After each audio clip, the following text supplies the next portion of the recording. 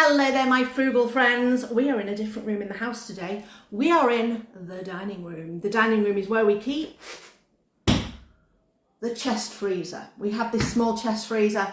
It has proved very, very useful over the past year and a half, nearly 2 years that we have had it, and it has been a great buy. Definitely worth it for us. And the reason it's been worth it for us is because this is where we store all the bread.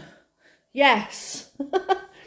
If you saw my last grocery haul video, which was the end of April one, you saw that I had a massive bread haul from Olio, and this is where we have been keeping it. There is so much bread. There is rolls. There is Danish bread. And I asked some of my lovely viewers what they thought in the comments of what I should do with the bread. And one of the suggestions was a summer pudding. Now, the other thing we have lurking in the bottom of this chest freezer is our fruit supply that we have from the garden. I had a root in the bottom of here, and lurking right down at the very bottom was a bag of mixed berries. Perfect for summer pudding. I have not made one of these for years. My mum was a prolific maker of summer puddings for us, and she always used to use frozen fruit, and it seems to work really well. So I have had that fruit defrosting in the kitchen. There was also a random bag of mango that we had, and I thought, you know what, if there's not enough room for the summer pudding to have all that fruit in, so if there's basically, if I've not got enough fruit, we can chuck the mango in. It's not traditional, but hey ho. So we're going to go into the kitchen and get going on the summer pudding. But before I go in there, I'm just going to grab this bag of Danish bread, because this is the bread I'm going to use to make that summer pudding. If you can hear noise in the background, it's because I've timed this really well just as the washing machine goes into final spin, which is not very clever of me, but I have to crack on with things. I can't just wait around for things to finish. Anyway, this is the dish that we are going to do the summer pudding in. It's not massive, but there's only 2 of us. If you want to do a bigger one, that's great. And this is the fruit that we have got. So I have a root in there. I'm looking at this and I'm comparing it to this, and we're probably not going to use all this, so I think I'll just put this fruit separate and have it just on its own. So there is our fruit. I've had it draining because it was frozen. I knew it would produce quite a bit of juice underneath, so I'm just going to leave that there. You do want a certain amount of juice in your summer pudding, and I am going to have to pause that video because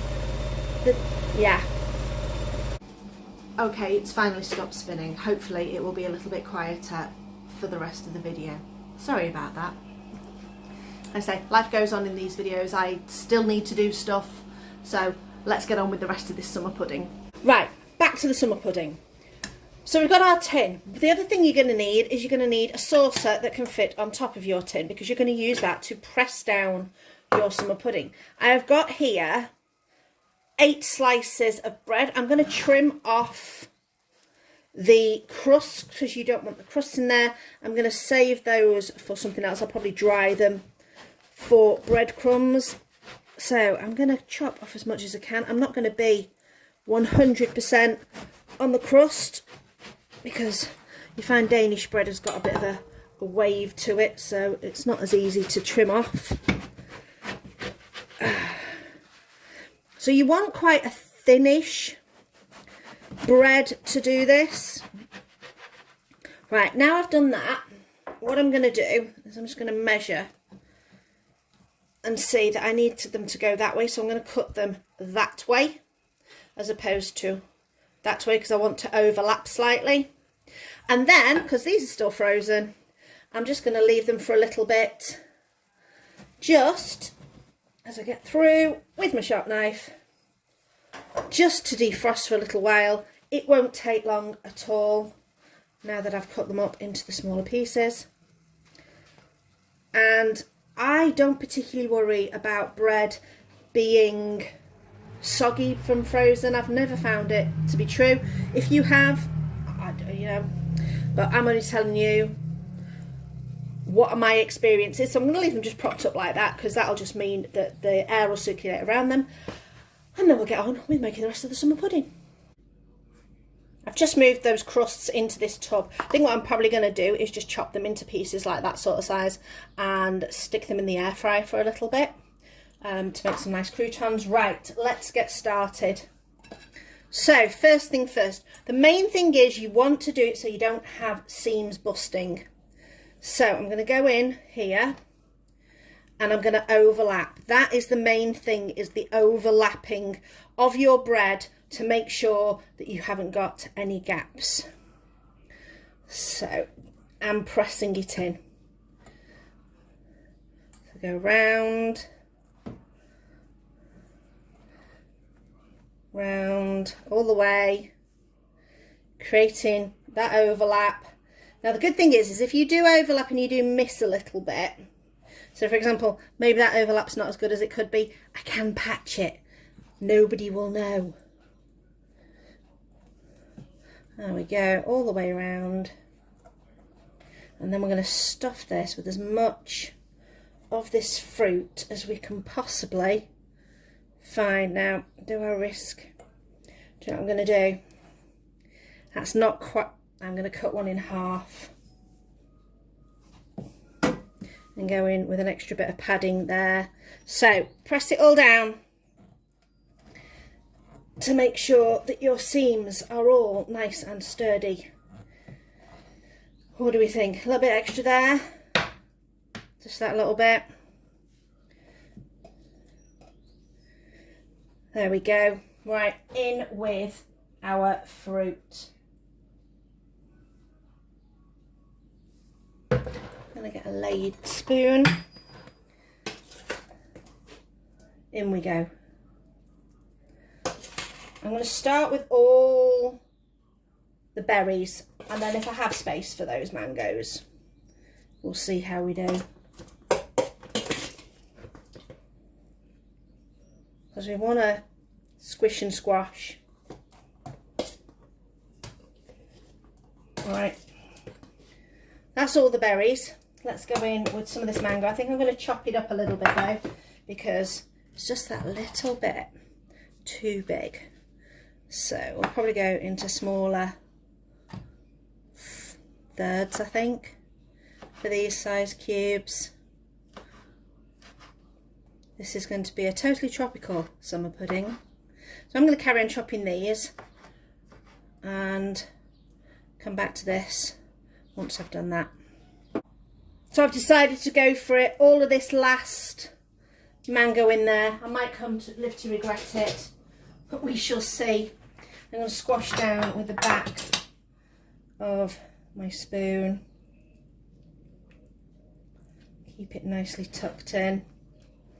It seems to be working. You know me, I'll risk it. So next, you want to bring your sides in. I'm going to start squishing. There we go. Can you see? Those sides are coming in nicely. And now, let's get a cloth, wipe my hands. We need to make sure that our bread completely covers this section. Did I do just did I do just the right amount? Let's hope. I'm going to put that little piece in there just to tuck that in, and I've got a little piece left over, so I'm going to pop that in as well. Right, squish it, don't be scared to squish, and if the juices start coming out through the bread, that's all good. Now if you're worried that your summer pudding's not going to come out, you could line it with a bit of cling film. I thought about that and then I forgot, but my mum never did, so I'm hoping some of her good luck with summer puddings rubs off on me. So that's that. I am now going to pop this on top. I'm going to put some weight on there. I will probably put a can of beans or something like that on there just to weigh it down. If you've got proper old school weights, then you can do that. And this is going to go in the fridge. Now, do not get rid of your juice. You might need it later. If for presentation purposes, when it comes out, you want to make it look a bit more marbled, you could add some more juice. Some people like it to be completely covered. That's when you're going to need your juice. So keep it just in case, because you never know if it's going to be needed or not, and you would regret it if you threw it away. So I'm just going to pour mine in the mug. There we go. Stick those both in the fridge for at least a couple of hours. Okay, we've got it out. It's been in the fridge for about, I'd say 4.5 hours. That's what I did with those leftover bits. I just sprayed them with a bit of oil. Just got this. This is great. This cost me about £9, I think it was, on Amazon. And it's a great pump action spray. You can spray it slow and it does a jet. You spray it fast and it does a full mist. A few herbs on there. Really nice. These are lovely croutons. Really light. Anyway, on to this. Now comes the challenging part. Demoulding. So I'm going to go around with my spatula. And hopefully this will work. And we can demould this relatively easily. So what I'm going to do is just, oh, if you can't see, I'm kind of just pushing as well as while I'm going around. So let's do that. Better angle. There you go. Obviously you've got to still be delicate because the bread, especially if you are very juicy, it will be a little bit more.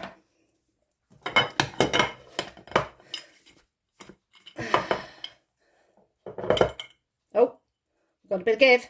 Yay! Look how pretty. Oh, I'm quite pleased with that. Let me just move my crumbs. That looks nice. Now, I did say, if you like it like that, go for it. You've got all this lovely juice left if you want to do extra marbling. So let's go on with a spoon and just do some runny bits down the side because they look pretty. There we go. Obviously save some of that if you want it on your servings. So I'm just going to get a knife, cut a slice.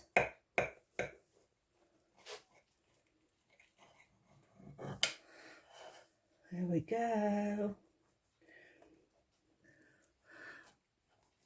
Oh, delicate, delicate. I think I'm going to get my offset spatula to scoop it out. I'm going to scoop this first piece onto this sauce that I've got.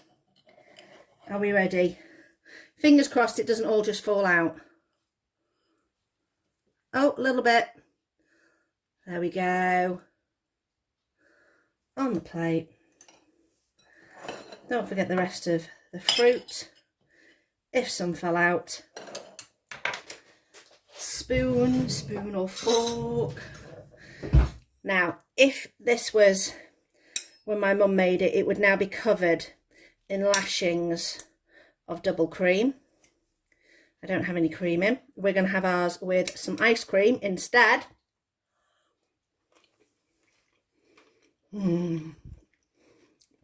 It's crazy. It's basically fruit and bread. But I know it's just, it's a memory. That's what it is for me.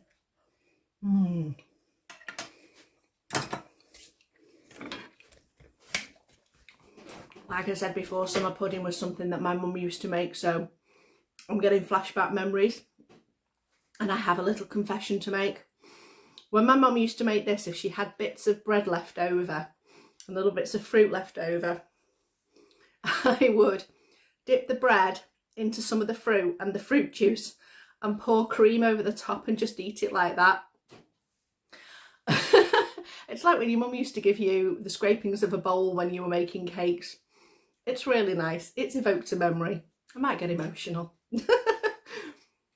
But it was a really good way for me to use up some bread and that fruit that I had lurking in the bottom of the freezer. So properly frugal. I hope you enjoyed it. Let me know in the comments below if you've got other ideas for the rest of that bread. I've got some other things that I'm going to try out from the comments that I got on my grocery haul. Please do the liking and especially the subscribing. We are so close to that 1,000 subscriber. Thanks for watching. I'll see you next time.